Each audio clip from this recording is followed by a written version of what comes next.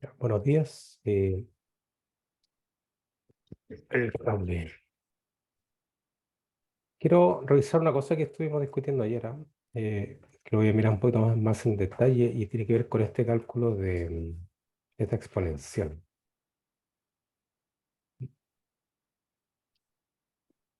Y en realidad ayer había dicho que hay un factor de 2 ahí, pero la verdad es que ese factor de 2 no va.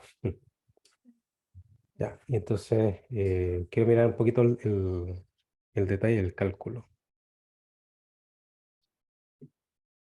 O sea, en general, em,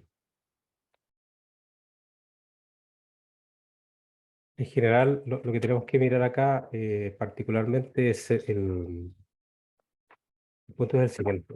eh, Justamente vamos a tomar si tomamos esta exponencial en general, este es un cálculo en general, es a la i o menos i teta sigma z, por ejemplo. O aquí en realidad se puede colocar cualquier matriz de Pauli, x, y z. Entonces lo que tenemos que hacer acá es desarrollar esto en serie de potencia. O sea, el primer término es una identidad, como teníamos allá arriba. Después tengo menos i teta por sigma z. Bueno, aquí, en rigor, aquí uno tendría que poner unos factores. Pues tengo un término que es menos i teta al cuadrado sobre 2 factorial sigma z al cuadrado. Ahora, este sigma z al cuadrado es una identidad. Lo mismo ocurre para la matriz sigma x, sigma y. Eh, Después tengo un término que es menos i teta al cubo, el factorial sigma z al cubo, que sería sigma z,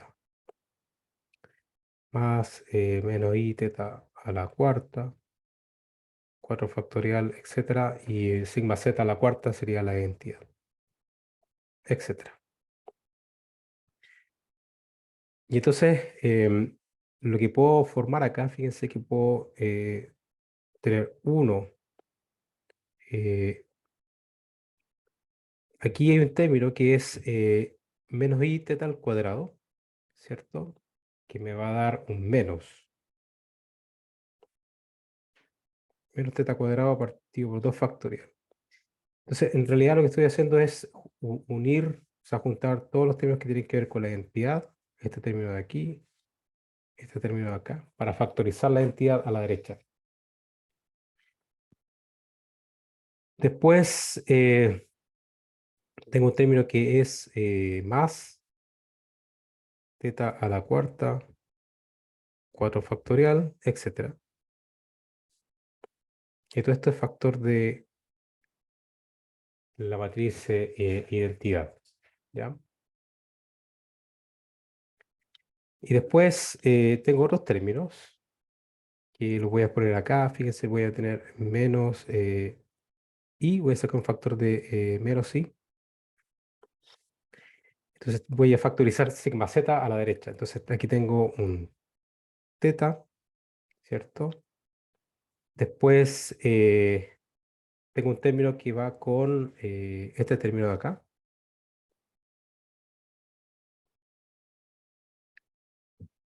Y entonces tengo un menos i al q. Y entonces eso me va a dar menos i. Menos i.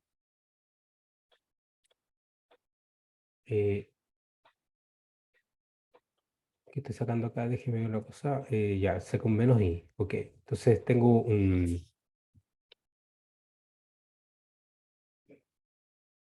tengo i al cubo, ¿cierto? O sea, menos i al cubo. Y entonces este menos con este menos más un más. Después tengo i por i, que es un menos. Con este menos de aquí me da un más. O sea, esto me da más i. ¿Ya? Y entonces, como estoy sacando factor de menos i, aquí tengo que ponerle un menos. Teta al cubo partido por 3 factorial. ¿No? ¿Se entiende? Etcétera. Y todo esto tengo un factor común de sigma z. Y bueno, justamente aquí lo que tengo es la serie de Taylor. El primer término es la serie de Taylor del coseno de teta por la identidad menos y seno. Esta es la serie del seno. Ya, esto es la solución general. Entonces, esto quiere decir que lo que teníamos aquí arriba, este factor de 2 acá, en realidad no va. O sea, esta es la solución al problema del operador de evolución que teníamos ayer. Lo voy a poner acá. Entonces, esto es U de t, 0. ¿Ya? Esa es la solución analítica a este operador de evolución que después ustedes lo pueden aplicar a la condición inicial y entonces van a tener el estado en el instante t. ¿Ok?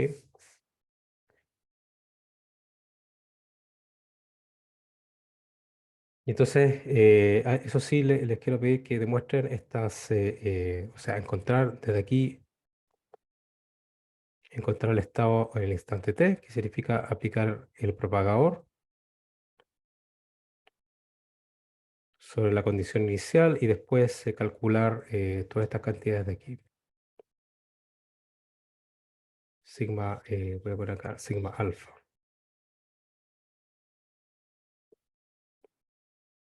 Con alfa igual a x y z y tendrían que ser capaces de demostrar las relaciones que tengo aquí. ¿Ok?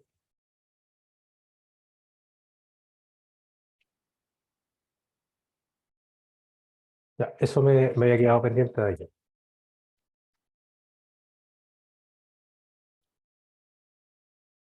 No sé si tienen alguna pregunta, alguna cosa que hayan querido, que no quedó claro ayer, alguna cosa que quieran discutir, etcétera. No por mi parte tampoco. Ya. Ok. Entonces, vamos a continuar con bueno, hasta aquí hicimos una introducción bien rápida de mecánica cuántica. eh, y entonces lo que nos toca ver ahora es un poco de la teoría cuántica de ensambles. ¿Ok? O sea, ensambles de mecánica cuántica. Y esto es esencialmente mecánica estadística cuántica. ¿Ya? Y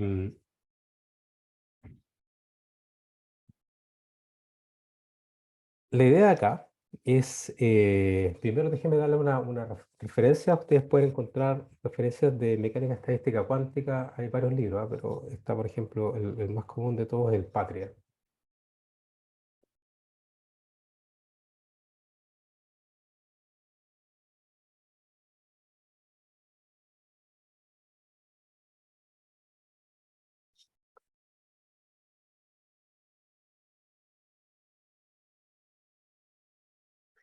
Patria y Bale.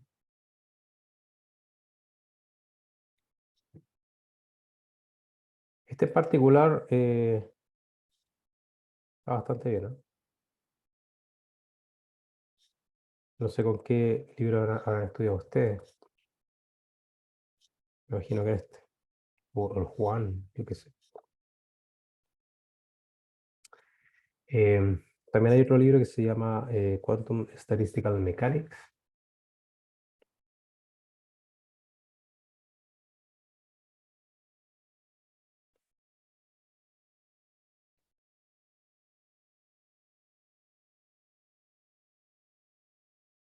Los autores son W. C. Schiff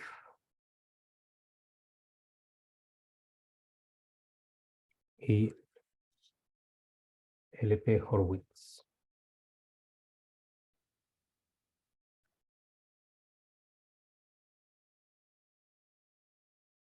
Aquí en estos dos libros pueden encontrar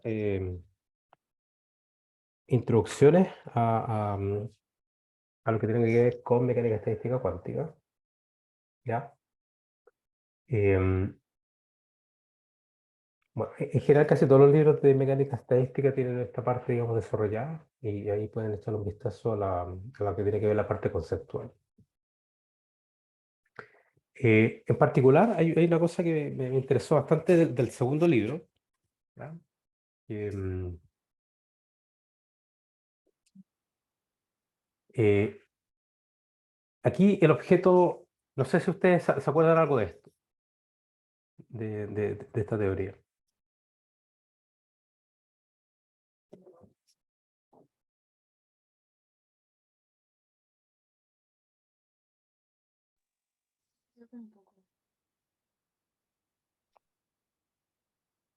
Tan, eh, ahí Algo, sí, profe.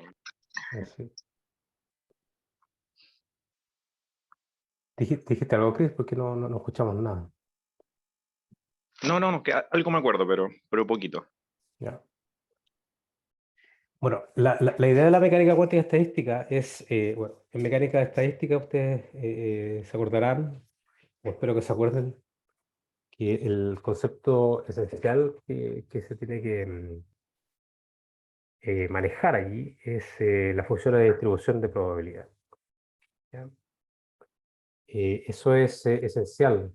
Y entonces, para dar una descripción de un sistema físico bajo la mirada de la mecánica estadística, entonces siempre estamos hablando, digamos, hay fenómenos emergentes, ¿cierto? El número de partículas es tan grande que la única forma, digamos, de hacer una descripción adecuada del sistema es a través de métodos estadísticos. Y para ello es necesario encontrar una función de distribución de probabilidades. Y eso depende mucho bueno, de la mirada que se le dé al sistema. Entonces, lo típico es considerar un sistema cerrado, ¿cierto? Con un macroestado bien definido. Es el ensamble microcanónico, en ese caso.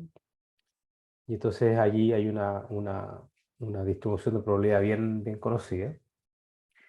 Después está el caso del ensamble canónico, cuando consideramos que el sistema tiene una interacción con un medio ambiente, hay un intercambio de energía, ¿ya? Entre el sistema y el medio ambiente, y por lo tanto, en ese caso, la energía ya no es constante, como en el caso, digamos, del ensamble microcanónico. Y entonces, en el ensamble canónico, la energía es una variable aleatoria en cuestión. Después está el ensamble gran canónico, cuando el sistema puede tanto intercambiar energía como partículas también, ¿ya? Ahora, en el curso de sistemas cuánticos abiertos, siempre vamos a considerar que el sistema solamente va a intercambiar energía con el medio ambiente, ¿ya? Por lo tanto, nos vamos a focalizar principalmente en la descripción del ensamble canónico en mecánica estadística. Ese va a ser nuestro foco de interés. Y entonces, lo que tenemos que hacer, ¿ya? Es encontrar un objeto que es que me contenga conceptos de mecánica cuántica y conceptos de mecánica estadística. Entonces tenemos que encontrar una especie de función de distribución de probabilidades en este caso, ¿ya? Y entonces, aquí el objeto principal de estudio de la mecánica estadística cuántica es lo que se conoce como la matriz densidad.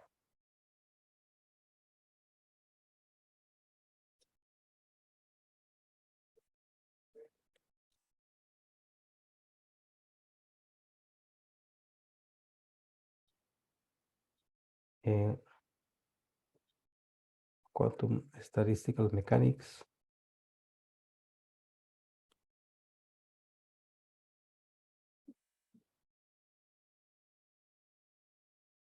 es lo que conocemos con la matriz densidad o operador densidad.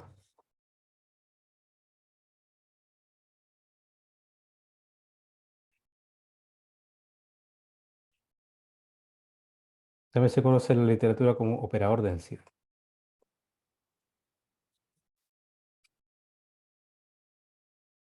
Eh, Resulta que la mecánica estadística, esto es lo curioso de la mecánica, cuando hacemos una extensión de la mecánica estadística, es decir, la teoría de ensambles clásicos, al caso cuántico, es que en la mecánica estadística cuántica tenemos que tratar con dos, digamos, dos tipos de probabilidades en cuestión. ¿Ya? Porque ustedes se acordarán que mecánica cuántica, ¿cierto? La mecánica cuántica tiene una descripción probabilística intrínseca. ¿Ya? Em, y digamos, de acuerdo a la interpretación de Bohm, ¿no? De la mecánica cuántica, que la función de onda o el módulo cuadrado de la función de onda está asociada con alguna probabilidad de encontrar la partícula en algún punto del espacio, o en el caso continuo, o bien em, si tenemos un sistema que es discreto, un espacio de Hilbert discreto, como hemos estado discutiendo este último tiempo, entonces el sistema cuántico puede tener cierta probabilidad de exceder a alguno de los autoestados de energía, por ejemplo. ¿Ya? Entonces, esa probabilidad es intrínseca al desarrollo, digamos, la- toda la maquinaria matemática que tiene detrás la mecánica cuántica. Pero además, tenemos que introducir de alguna forma el concepto de distribución de probabilidad clásica, como los ensambles. ¿Ya? Entonces, en ese sentido, la mecánica estadística cuántica trata con dos tipos de probabilidades. Eh, y entonces, aquí es donde va a entrar nuestra famosa matriz de densidad. Resulta que eh, la manera conveniente de tomar, digamos, el objeto matemático, esencialmente, que nos va a permitir llevar o contener a estos dos tipos de probabilidades, justamente es el operador de densidad, la matriz de densidad. Y esto va a ser nuestro objeto de estudio. Si nosotros, por ejemplo, para un sistema cerrado en mecánica cuántica, ustedes saben que, ya sabemos que, dada una cierta condición inicial, si ustedes conocen el vector de estado del sistema en cualquier instante de tiempo, entonces pueden predecir cualquier cosa. Pueden predecir cuál va a ser el valor esperado de un observable. Pueden calcular probabilidades de acceso a ciertos estados, ¿cierto? Entonces, en el caso de un sistema abierto, ¿ya? En el caso del sistema abierto, el objeto de estudio ya no es la función de onda, sino que va a ser la matriz de densidad. La matriz de densidad va a contener toda la información que necesitamos para poder extraer, bueno, va a ser la función matemática que nos va a permitir extraer toda la información que queremos del sistema cuántico en sí. ¿Ya? Eh, Déjenme mostrarles un ejemplo de cómo tratar con la mecánica estadística. Voy a mover esto un poquito más abajo.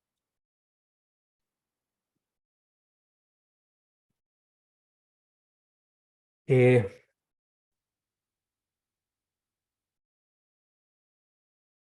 Consideren, por ejemplo, el siguiente ejemplo. Ustedes han visto, digamos, el Sol, ¿cierto? El Sol es una fuente, digamos, que emite fotones, ¿ya? Y eso se puede estudiar, eh, eh, digamos, como una función de distribución de probabilidades, ¿cierto? Que es lo típico que es la distribución de Boltzmann de un estado térmico, ¿ya? Entonces, el Sol emite un montón de fotones, ¿cierto? Ustedes no saben, ustedes no conocen exactamente, no tiene mucho sentido preguntarse cuál es el estado cuántico de cada fotón que aparece ahí, porque esto es un fenómeno colectivo, o sea, el número de fotones que hay allí es tan grande que es imposible contarlos uno a uno. Entonces, por eso digamos que hay que utilizar métodos estadísticos para intentar entender cuál es el estado digamos, de la fuente. Yo que sé, puedo tener una fuente que emite átomos, por ejemplo, con una cierta temperatura. Eh, yo puedo tener una colección muy grande de átomos no sé qué estado está exactamente qué átomo, pero yo sí puedo decir con qué probabilidad el átomo está ocupando un cierto estado, por ejemplo. ¿Ya? Eh, entonces, la idea es la siguiente. Supongamos que yo tengo un sistema cuántico, ¿ya? Que se prepara en un cierto estado.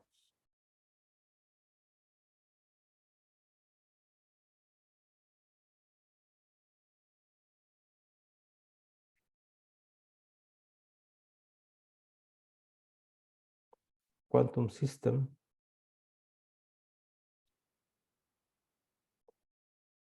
¿ya? Que ha sido preparado en el estado psi.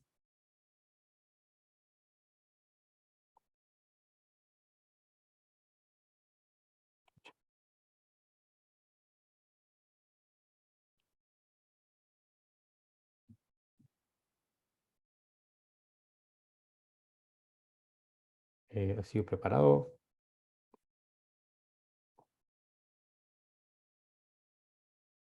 en el estado psi.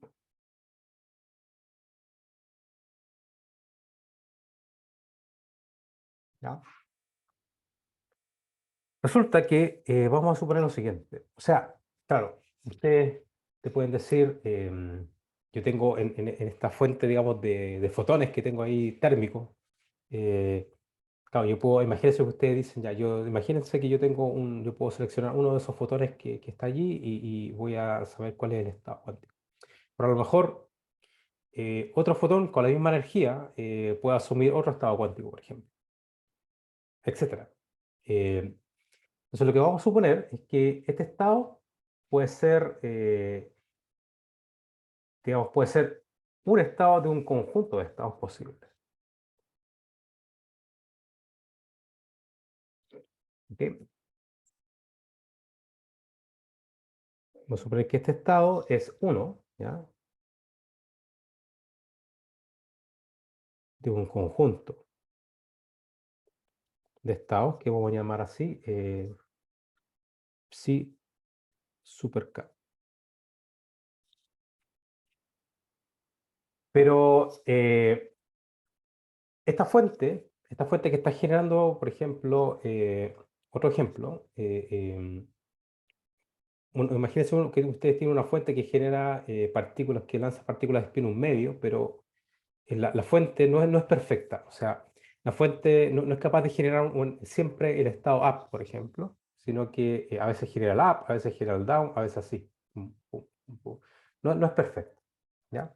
Entonces, la fuente es capaz de generar un estado cuántico, pero nosotros no sabemos cuál. Puede ser alguno de estos estados psi de K.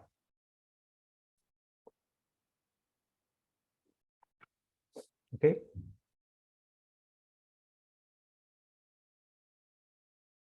Entonces no sabemos cuál.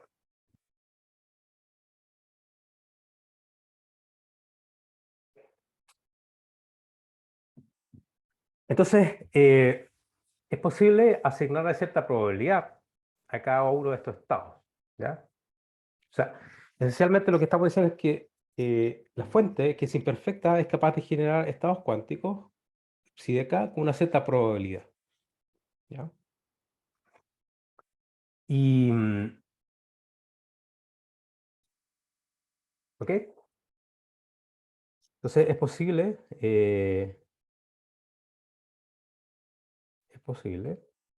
asignar una cierta probabilidad. ¿Ok?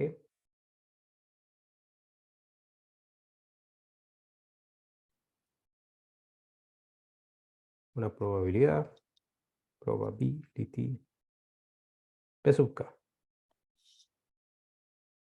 a cada uno de estos estados.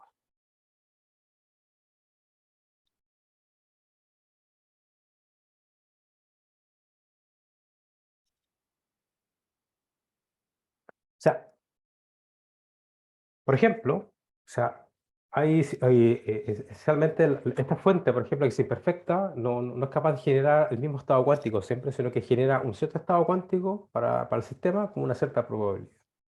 ¿Ya? Eh, De esta forma estamos introduciendo el concepto, digamos, de probabilidad, de distribución de probabilidad clásica en cuestión. ¿Ya? O sea, tu fuente de fotones, tu fuente de un gas hace una cierta temperatura, no es perfecta, ¿ya? Entonces tú no sabes cuál es el estado cuántico del sistema, pero sí, lo único que puedes decir es que esta fuente es capaz de generar ciertos estados cuánticos, cada uno con una cierta probabilidad, ¿ya? Se puede mirar de esa forma, ¿ya? Teniendo un solo estado cuántico, ¿ya? Un solo sistema cuántico, ¿ya? Entonces, esa fuente genera este estado cuántico y le asigna un cierto estado cuántico con alguna probabilidad. Eso es una forma de ver esta situación. Ahora, lo otro es, imagínense que ustedes tenemos un ensamble del mismo sistema cuántico. O sea, imagínense que tengo un montón de partículas de espín medio o un montón de fotones en cuestión, ¿ya? Entonces resulta que yo tengo muchos fotones que pueden estar ocupando, por ejemplo, hay un cierto número, supongamos que tengo 1 millón de fotones. Entonces puedo tener 1000 fotones ocupando el estado psi super 1, 2000 fotones ocupando el estado psi super 2, etc. Y entonces yo también le puedo asignar una probabilidad, una cierta frecuencia de ocurrencia de ocupación de un estado particular de este conjunto. Entonces, como yo tengo el número de fotones que ocupa el estado psi sub 1, lo divido por el número total de fotones que tengo en mi ensamble, y entonces eso me da la probabilidad de que el sistema esté ocupando el estado psi super 1, por ejemplo. ¿Ya? ¿Se entiende esto, no? O sea, se puede mirar de dos formas. ¿Ya? O sea, ustedes tienen un cierto estado cuántico, que la fuente genera ese estado, genera un estado cuántico de forma imperfecta con una cierta probabilidad, o bien ustedes tienen un montón de sistemas cuánticos, entonces lo que tienes que hacer es reconocer conteo de cuáles de estos estados posibles está ocupando cada uno de esos sistemas cuánticos en cuestión. ¿Ya? Entonces está la idea lo segundo que les expliqué es la idea, digamos, del ensamble, ¿ya? De un sistema de partículas idéntico. ¿Se entiende la idea más o menos o no, Sí, profe, me queda claro. Francisca?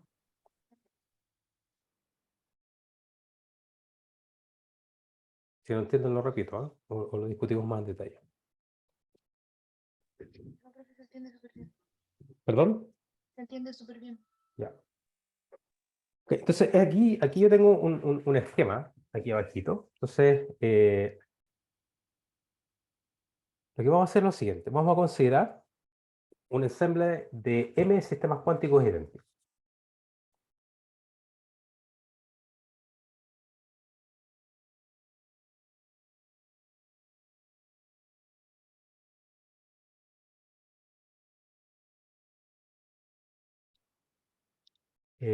Identical quantum systems.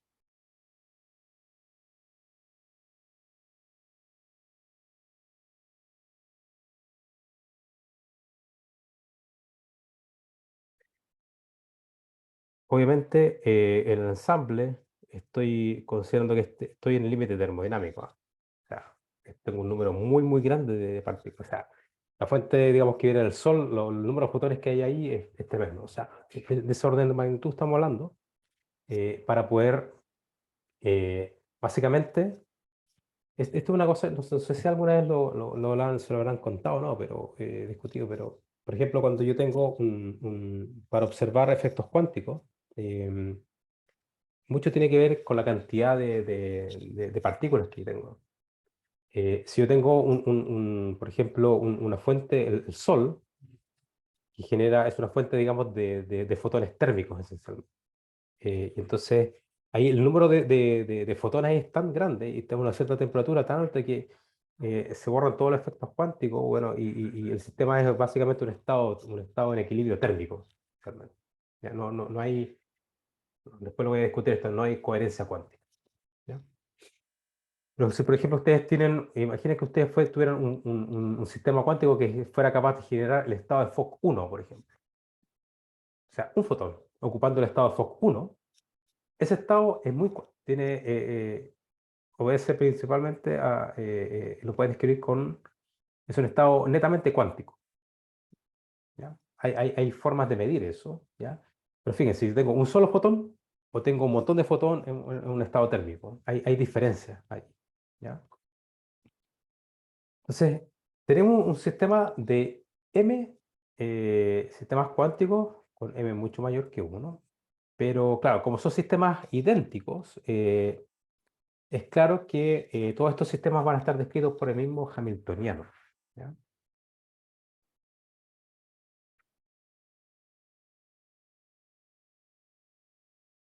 Entonces, estos sistemas están descritos por el mismo Hamiltoniano.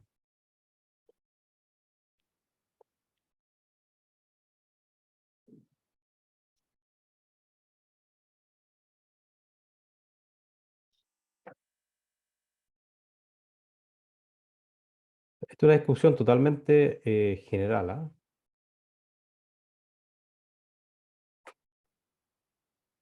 Hamiltoniano H, ¿ya? Entonces, este ensamble, eh, ¿ya? El ensamble puede ser producido por una fuente imperfecta, un aparato imperfecto.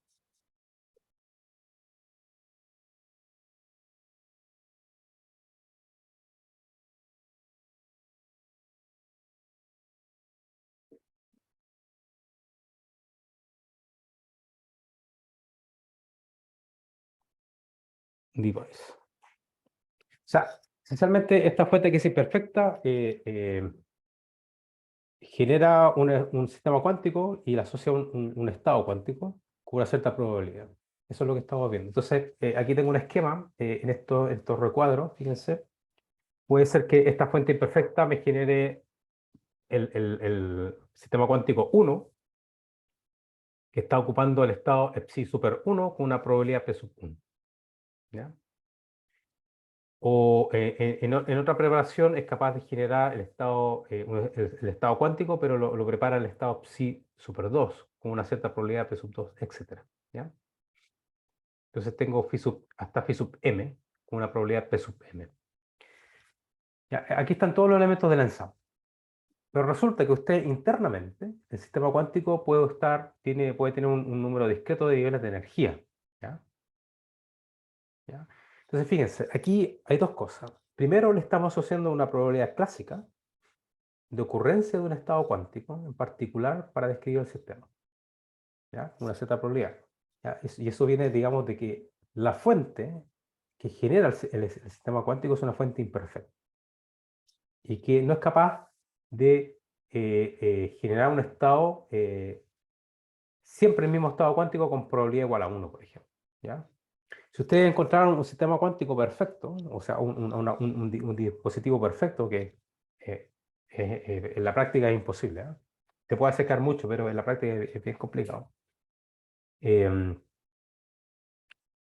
Entonces, un dispositivo perfecto siempre generaría el mismo estado cuántico. Entonces, la probabilidad de generar el estado cuántico sería siempre 1. ¿Ya? Es como, eh, es como lanzar un dado. Es como lanzar un dado que esté cargado, por ejemplo, al 1, por ejemplo. Siempre lanzo y me sale el 1. Lanzo y me sale el 1. Entonces allí yo sé lo que siempre me va a salir. ¿Se dan cuenta? Entonces, fíjense, aquí voy a empezar a meter el concepto. Ahí, en ese experimento del dado cargado, no hay incerteza. No hay incerteza, porque tú siempre sabes qué es lo que te va a salir. O sea, tú sabes, lanza el dado y no ganas nada de información, porque tú sabes lo que ya te va a salir. Pero si el dado, imagínense, el dado tiene 6 lados, imagínense un dado perfecto, con todas las caras perfectas, etcétera, con una probabilidad a priori de 1 sobre 6. Entonces allí tengo la máxima incerteza posible.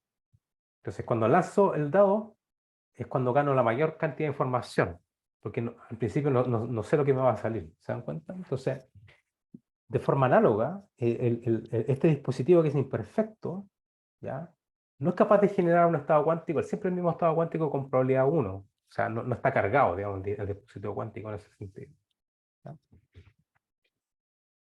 Y entonces, Pero además de esa distribución de probabilidad clásica que le estamos dando al peso estadístico de ocupar un cierto estado cuántico, resulta que el sistema cuántico per se, intrínsecamente, puede estar ocupando, puede tener un cierto niveles de energía discretos, que pueden ser, por ejemplo, los autoestados del Hamiltoniano. Ese estado phi 1 hasta phi sub n minúscula, ¿se dan cuenta allí? Pueden ser perfectamente los autoestados del Hamiltoniano. Entonces, allí está el espacio de Hilbert. Y sabemos que hay una cierta probabilidad de ocupación del estado phi 1 hasta el phi n. Entonces, aquí de alguna forma están los dos ingredientes. ¿Ya? Entonces, lo que nos queda es construirnos un objeto matemático. ¿Ya? Pero antes de eso, antes de construir el objeto matemático que va a ser la matriz densidad, es lo siguiente. En el instante para un tiempo mayor que 0,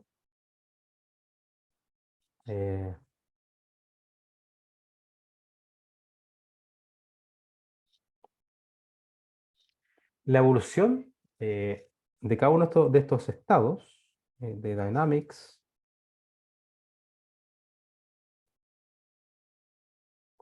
de este estado, por ejemplo, yo tomo uno de los estados en particular, psi super k. Yo sé que este sistema evoluciona de acuerdo a la ecuación de Schrödinger.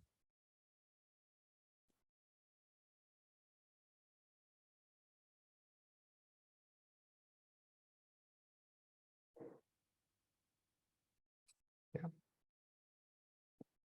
Y entonces, cada uno de estos estados, ¿cierto? Nosotros podemos introducir una base ortonormal.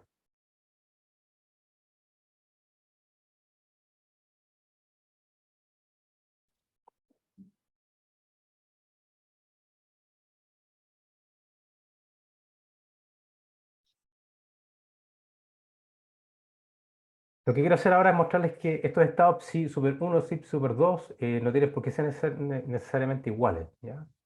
Entonces, el sistema cuántico bueno, no tienen por qué ser iguales, entonces tiene una cierta probabilidad de ocupación de su estado. Y el hecho que no sean iguales es porque la distribución de probabilidades es intrínseca en el espacio de Hilbert, o sea, las amplitudes de probabilidad. Si yo mirara, por ejemplo, cuál es la distribución de probabilidades en el espacio de Hilbert para la primera sistema cuántico del ensamble 1, del ensamble, no tiene por qué ser igual a la distribución de probabilidades en el segundo elemento del ensamble, por ejemplo. ¿Ya? Ahí puede haber diferencias. Entonces tenemos esta base ortonormal. Y esta base ortonormal puede ser eventualmente la base de autoestados de energía, ¿ya? Pero en general lo que sabemos es que es una base que son estados ortonormales y por lo tanto si esto forma una base, el estado psi de k siempre lo puedo escribir como una combinación lineal. En n, c sub n, aquí voy a poner un superíndice k que hace referencia al elemento del ensamble de t. ¿Ya? Ahora, cuando les decía antes, si ustedes toman, por ejemplo, k igual a 1, eso puede tener una cierta distribución de probabilidades, de amplitud de probabilidad C sub n. Si ustedes toman el segundo elemento del ensamble, la distribución de probabilidad puede ser diferente, ¿ya? Pero me da lo mismo, porque todos tienen la misma energía. Todos están descritos por la misma energía, ¿ya? Eso es lo relevante, ¿ya? Pero la distribución de amplitud de probabilidad no tiene por qué ser igual. Ahora, ahora que tenemos estos elementos, vamos a definir nuestra famosa matriz de densidad. Y aquí vamos a ver que va a estar contenido los dos tipos de probabilidades que hemos estado discutiendo. Entonces vamos a definir, we define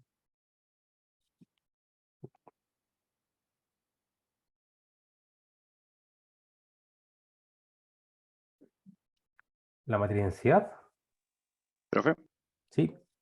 antes de continuar, que creo que me enredé un poco. El phi sub k, el epsi sub k, ¿son microestados como de cada partícula? ¿O son, Los microestados serían, sí, por ya? ejemplo, Y serían los phi sub los. k son una base ortonormal en la que yo puedo escribir esos. Claro, claro. Ok, Exactamente. ya. Claro, por ejemplo, el ejemplo típico, no sé, típicamente, por ejemplo, a ti te pueden decir, oye, tú tienes sistemas, un ensamble que tiene una cierta energía y tiene un cierto número de partículas, ¿ya? Y entonces, tú, eso es las partículas las puedes ordenar en ciertos estados, ¿no? Pero siempre ese ordenamiento tiene que satisfacer con el macroestado, esencialmente, ¿ya? Claro. Digamos, cómo se Ya. establece el macroestado para el sistema. Entonces yo tengo macroestado y microestado. Entonces aquí, esencialmente, estos serían los microestados, básicamente. Ok, ¿Ya? gracias. Claro, ahora, esos microestados yo los puedo distribuir en estados ortonormales, que pueden ser los estados de ocupación, digamos, los autoestados del Hamiltoniano, por ejemplo. Claro, sí. ¿Ya? Me queda claro. Gracias. Ya. Esto, por ejemplo, si ustedes lo quieren ver, imagínense el caso, digamos, para hacer la analogía con el caso clásico. Por ejemplo, ustedes tienen un gas, ¿ya? Entonces, ustedes tienen un gas y las partículas están distribuidas de alguna forma en el espacio de fase. Entonces, tú le sacas una foto y esa es una foto que tienes del gas. Después le sacas otra foto en donde las partículas se movieron un poco, por ejemplo, ¿ya? Y así sucesivamente replica, muchas réplicas del estado original. Entonces, las partículas, las posiciones de las partículas no tienen por qué ser iguales, ¿ya? Y esos son los microestados. Pero, independiente de eso, si yo tomo cada una de esas cajas con el gas dentro, todas tienen que satisfacer con el macroestado dado. Esa es la analogía acá. Digamos, aquí yo tengo una energía que está dada por el Hamiltoniano, ¿cierto?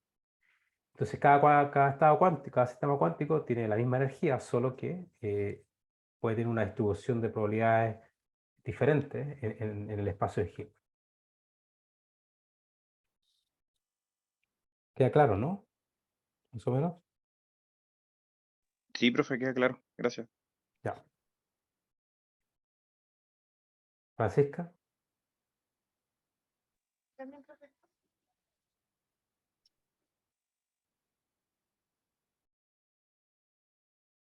entonces vamos a definir la matriz de densidad.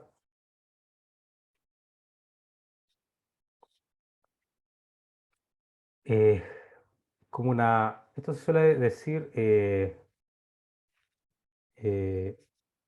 en la jerga, es como una combinación convexa.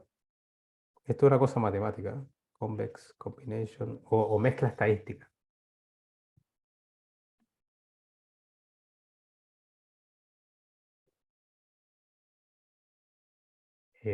Statistical mixture. Una mezcla estadística.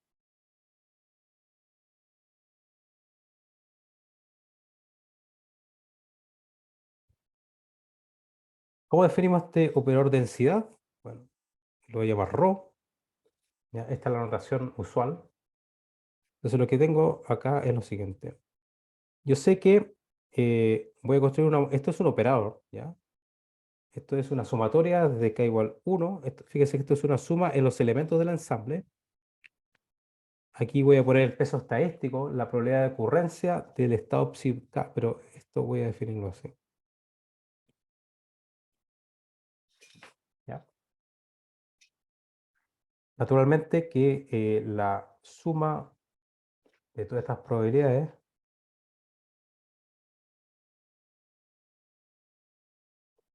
tiene que ser igual a 1. O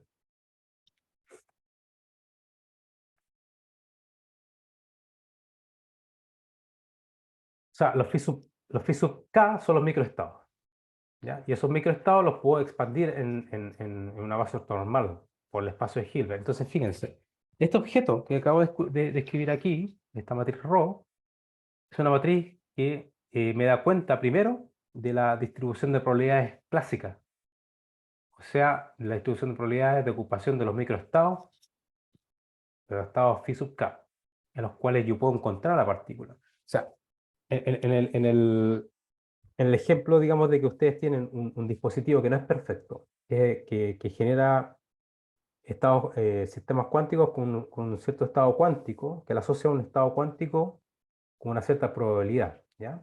Está allí. ¿Ya? Y ahora de forma intrínseca, estos phi sub k, yo eventualmente los puedo expandir en una base ortonormal. Entonces, este objeto que está acá contiene los dos tipos de probabilidades que estamos hablando, ¿ya? La distribución de probabilidad clásica del ensamble y eh, eh, la distribución estadística neta, ¿ya? Lo que viene intrínseco por la distribución, por la estructura del espacio de Hilbert, que tengo que tener en cuenta para describir a mi sistema cuántico, ¿ya? Esta es la forma conveniente. Y esta matriz de densidad nos va a permitir describir un sistema cuántico abierto, por ejemplo. En un sistema cuántico abierto, resulta que, esto lo vamos a discutir más adelante, pero siempre que yo tengo un sistema y un medio ambiente, ¿ya? El número de grados de libertad del medio ambiente es tan grande que ustedes no lo pueden controlar. Lo único que ustedes se pueden controlar son los grados de libertad del sistema cuántico, ¿ya? Entonces, para analizar lo que ocurre en el sistema cuántico, que ustedes pueden controlar, lo que tienen que hacer es un proceso, digamos, matemáticamente significa trazar. Trazar los grados de libertad del medio ambiente. En otras palabras, esto es como una distribución de probabilidad marginal en mecánica estadística. O sea, ustedes integran todos los grados de libertad que no pueden controlar y se quedan con un cierto número de grados de libertad que sí pueden controlar, que son los grados de libertad del sistema. Pero resulta que cuando ustedes hacen ese proceso de trazar o integrar los grados de libertad que no puedo controlar, el resultado que obtengo es una matriz de densidad, siempre, que tiene esa forma. Y entonces, por eso es tan importante, y entonces siempre va a haber una incerteza en la cual, ¿cuál es siempre me voy a estar preguntando, bueno, no tengo certeza de mi estado cuántico, no hay certeza, entonces, por lo tanto, eso va a ser una buena descripción para un sistema cuántico abierto. O sea, este objeto, la matriz en sí. Ya sabemos que hay incerteza porque hay una distribución de probabilidad de ocupación de esos microestados psi super K, ¿ya? Si aquí, por ejemplo, todos los P sub K sean 0, excepto 1, ya, supongamos que siempre me sale el estado psi super 1, por ejemplo. Entonces ahí yo no tengo incerteza. Y eso sería una fuente perfecta que genera estados cuánticos, ¿ya? Ahí está, digamos, la distribución de probabilidad clásica. No sé si alguna vez vieron la distribución o sea, la entropía de Shannon en mecánica estadística. Al menos no lo recuerdo haber visto. Y en algún momento lo vamos a recordar, ¿no? Esto tiene que ver cómo es la distribución de probabilidad. O sea, lo que les decía antes. Miren, a ver,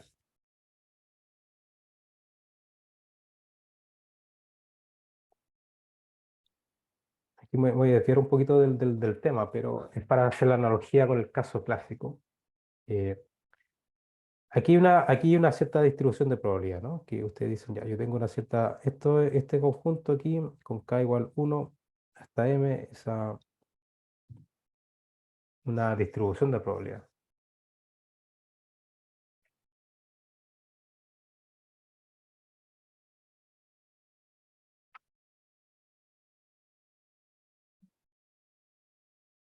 ¿Ya?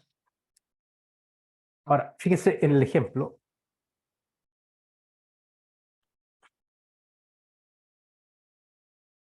Supongamos que yo tengo un dado, ¿ya?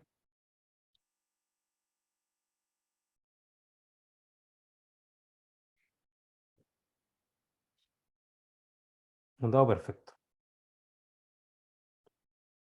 Tal que yo tengo hay una cierta distribución de probabilidades que es 1 sobre 6. O sea, con k igual 1 hasta 6. ¿Ya? Esa es mi distribución de probabilidad clásica. O sea, cualquier número que yo lance el dado, tengo una distribución de probabilidad perfecta. Y entonces, fíjense, aquí puedo definir lo que se conoce como la entropía de Shannon.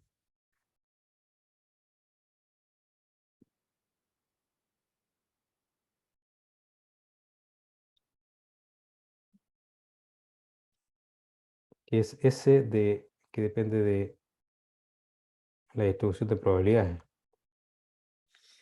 Esto es menos la sumatoria de los K, P sub K, un logaritmo de los P sub K. ¿Ya? Así es, esta es la definición de entropía de Shannon. Y esto me da, la interpretación que tiene esto es el grado de certeza o incerteza que tengo en un sistema.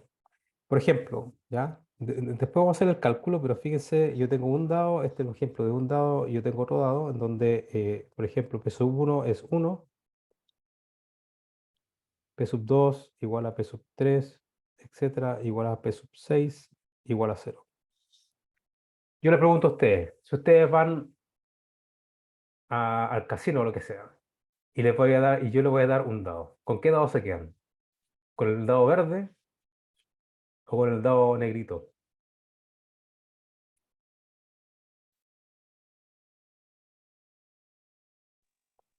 Intuitivamente, ¿con cuál dado me tengo que quedar? No los escucho al mismo tiempo. No sé cómo se juega los dados, profe, entonces no sé qué quiero obtener. Bueno, también. Si necesito un 6, me quedo con el verde. Si no necesito un 6, me quedo con el negro. O sea, da lo mismo. ¿Sirve el uno de los dados? Si usted da lo mismo lo que le salga, la pregunta es ¿dónde tienen más certeza? Claro, en el negro. El En negro, el ¿no es negro. cierto? ¿Cierto? Ahí es cuando tengo la mayor certeza posible. ¿Ya? Y entonces, vamos a calcular cuál es la entropía de Shannon. Naturalmente que el dado verde, como todos los números son igualmente probables, chuta, es más complicado, yo tengo más incerteza posible, ¿cierto? Y entonces, claro que me va a, mm, me va a costar más. Entonces, esta entropía de Shannon es una medida de incerteza. Fíjense. Supongamos que yo me calculo la entropía de Shannon para el primer caso. ¿Ya? Vamos a poner aquí dado 1. Entonces, ¿qué es lo que tengo acá? Esto es como la probabilidad es constante, ¿cierto? Es menos la sumatoria de k igual 1 hasta 6. La probabilidad es un sexto, logaritmo de un sexto, ¿no? Entonces, este número es una constante, entonces lo puedo sacar fuera. Entonces, tengo menos 1 sobre 6, logaritmo 1 sobre 6, la sumatoria en k igual 1 hasta 6. Esa sumatoria de puro 1, de 1 hasta 6, es un 6. Entonces, esto lo simplifico con este de acá. Entonces, como tengo un signo menos delante y tengo logaritmo de 6 a la menos 1, esto es logaritmo de 0. ¿Ya? Es el número que me resulta.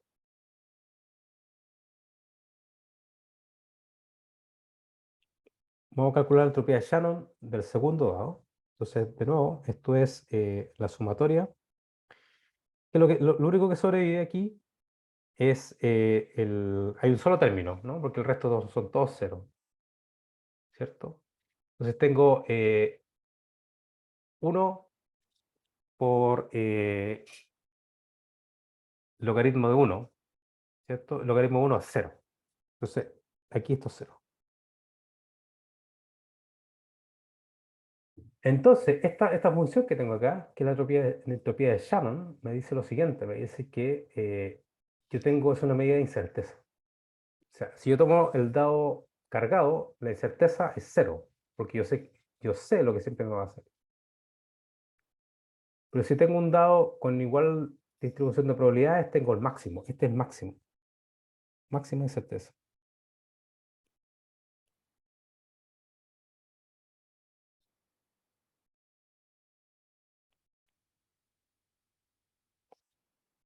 ¿Ya? Entonces, vamos al estado cuántico ahí arriba. A esta matriz de densidad ρ que tengo ahí arriba. Si imagínense que la fuente fuera perfecta, siempre me genera el estado psi super 1, por ejemplo. Siempre voy a tener ese estado. ¿Se dan cuenta? Y entonces, ahí no hay incerteza. Mirando la analogía con la entropía de Shannon, ¿se dan cuenta? Pero si la fuente es imperfecta y entonces tengo una distribución de estados cuánticos a los cuales puedo acceder, entonces voy a tener más incerteza en ese estado cuántico. Entonces eso es interesante porque un estado mixto siempre hay una incerteza asociada al conocimiento de cuál es el estado cuántico. ¿Ya? ¿Se entiende más o menos la idea, no? Sí, se entiende bien. Ya. Esto después lo vamos a estudiar un poquito más en detalle, porque cuando hablamos de mecánica cuántica se puede hacer una extensión de la entropía de Shannon para matrices de densidad, y allí hablamos de la entropía de von Neumann. La entropía de von Neumann me va a dar el grado de incerteza de un estado cuántico, que contiene una distribución de probabilidades intrínseca. Entonces, esta es la gracia. Fíjense, aquí estamos viendo cosas interesantes que tiene esta matriz de densidad. ¿Ya?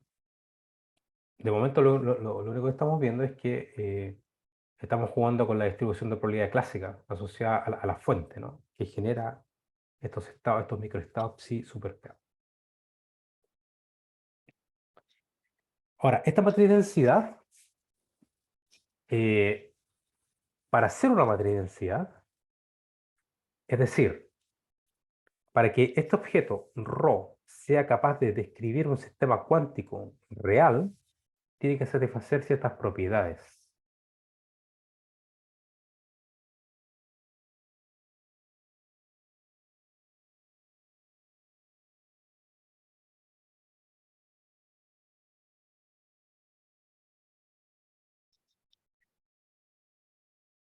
Una de las primeras propiedades que tengo que tener es que la traza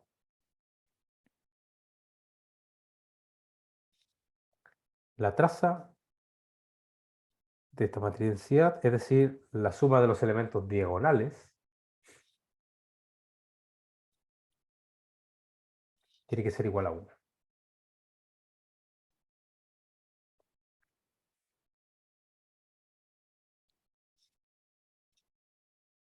Esto es uno de los primeros tests que ustedes tienen que realizar cuando estemos haciendo cálculo numérico o cálculo analítico. Lo primero que tienen que analizar de una matriz de densidad es si la traza es igual a 1. La traza es igual a 1 significa que la probabilidad, la suma de las probabilidades es igual a 1, esencialmente. Eso es lo que quiere decir esto.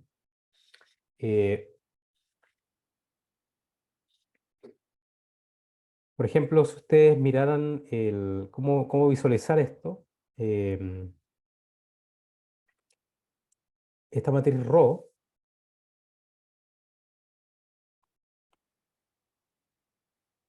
supongamos lo siguiente, fíjense, supongamos que yo este estado psi super 1 le asocio un vector así, con entrada 1,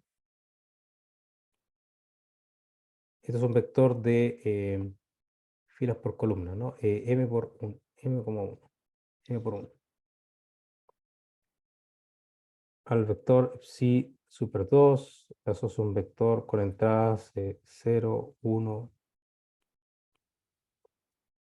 M por 1, etcétera. Y el último vector psi super M 0, 0 puro 0 y acá al final un 1, m,1. Entonces, esta matriz de densidad, ρ, esto es una representación, ¿ah? Tiene esta forma. Es diagonal, o sea, P sub 1, P sub 2, hasta P sub m y aquí tengo puros ceros. sea, en esta representación,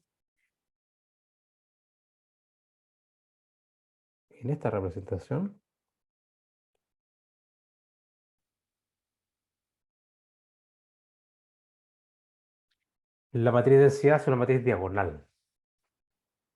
Y entonces la traza, que es la suma de la diagonal, tiene que ser igual a 1. Y es claro, ¿no? Porque la traza de ρ no es otra cosa que la sumatoria que igual 1 hasta m de las probabilidades. Y esto tiene que ser igual a 1. ¿Ya?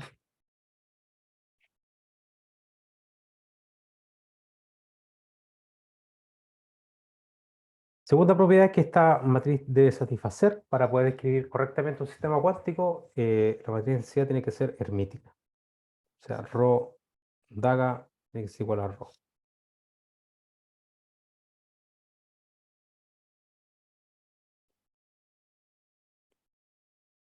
¿Ya?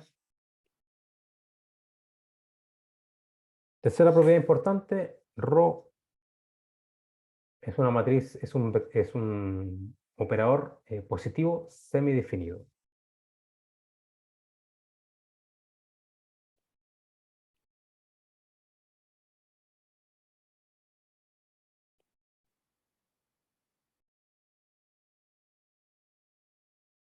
¿Qué es lo que quiere decir esto? Que los elementos de la diagonal, o los digamos, básicamente los autovalores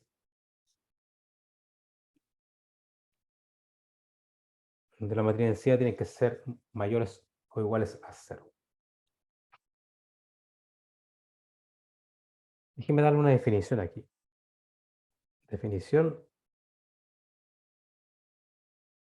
para entender lo que es un operador positivo o un operador positivo semidefinido. Un operador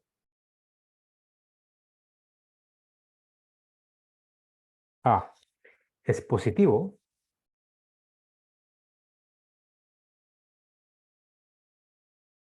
si todos sus autovalores son positivos.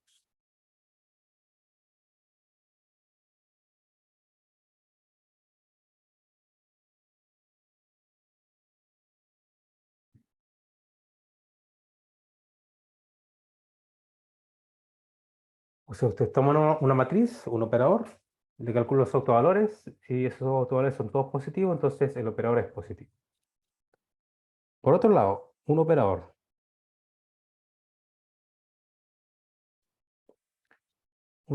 es positivo semidefinido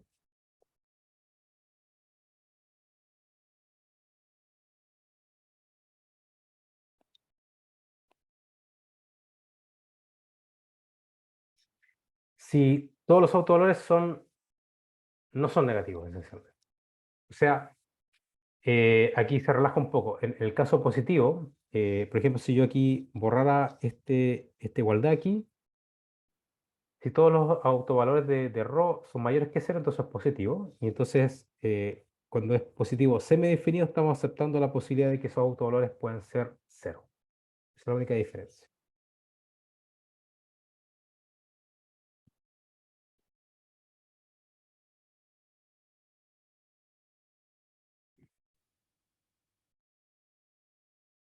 No negativo.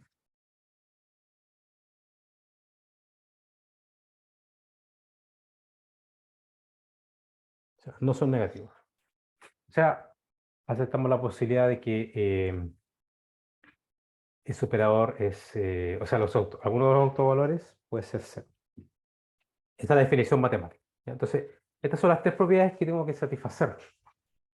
Ahora, ¿por qué? Ustedes se preguntarán, bueno, ¿por qué los autovalores de la matriz de densidad tienen que ser positivos? Bueno, porque los autovalores de la matriz de densidad están asociados a la distribución de probabilidades de ocupación de los microestados, por ejemplo, en este caso. Y las probabilidades, por definición, son números positivos. O 0. Esa es la razón. No puedo tener probabilidades negativas. O sea, si usted tiene una matriz de densidad, o sea, cuando yo digo matriz de densidad, inmediatamente se entiende que el operador satisface con estas tres condiciones. Porque hay operadores que no satisfacen con estas tres condiciones y entonces no los puedo llamar matriz densidad. ¿Ya? Esa es la restricción.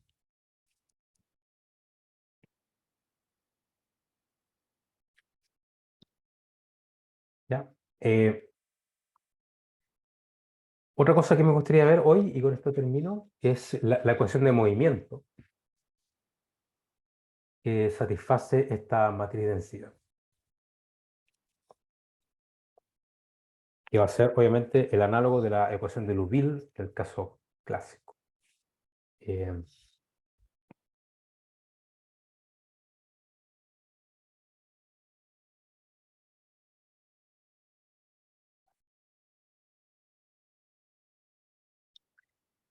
Vamos a calcular si ρ es igual a la sumatoria en K, ¿ya? P sub K, psi super K, psi sub K. Entonces voy a calcular la derivada respecto al tiempo de esta matriz densidad.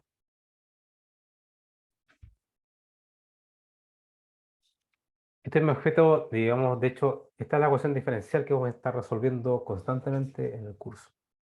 ¿Ya? Esto va a ser, entonces yo tomo la derivada, asumiendo que estas probabilidades son fijas, ¿ya? Entonces lo que tengo acá es la derivada del ket por el bra, más el ket psi super k por la derivada del bra. Y entonces lo que sabemos de acá es que la derivada temporal del ket, ¿cierto? Está dada por la ecuación de Schrödinger. H psi super k. Entonces voy a reemplazar aquí.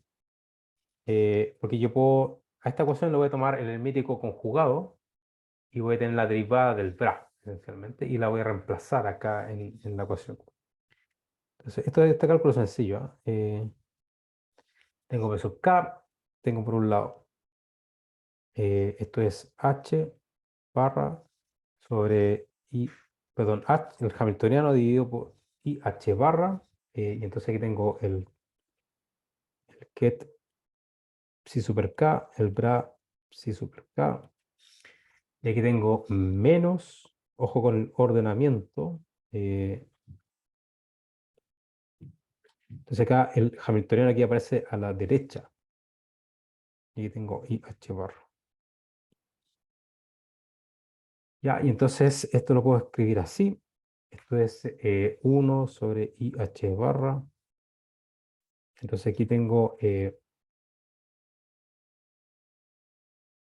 H, y esta sumatoria la paso acá adentro, entonces de tal forma que aquí, ¿qué es lo que tengo acá? La matriz de densidad menos sumatoria en K, P sub K, psi super K, psi super K, H. ¿Y qué es lo que tengo acá? Bueno, eso no es otra cosa que el conmutador de H con la matriz de densidad.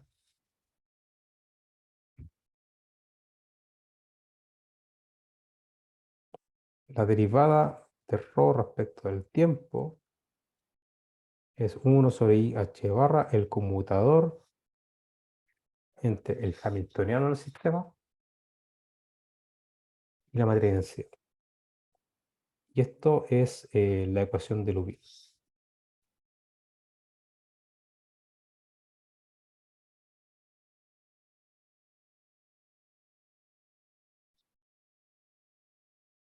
Si ustedes se acuerdan de su curso de mecánica estadística clásica, entonces la ecuación de Liouville para la distribución de probabilidad clásica, aquí aparecía el corchete de Poisson, el hamiltoniano con la distribución de probabilidad.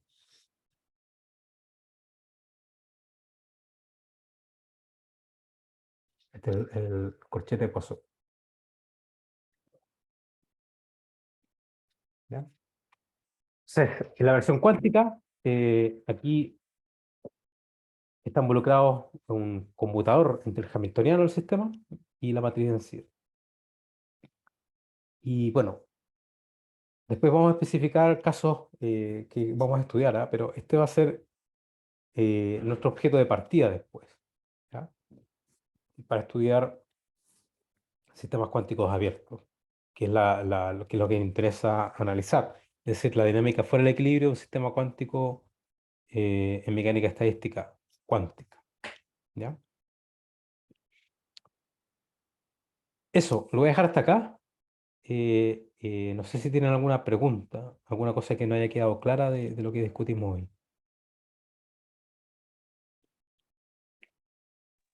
Menos yo no, profe. Estaba súper clarito. Ya. Cris,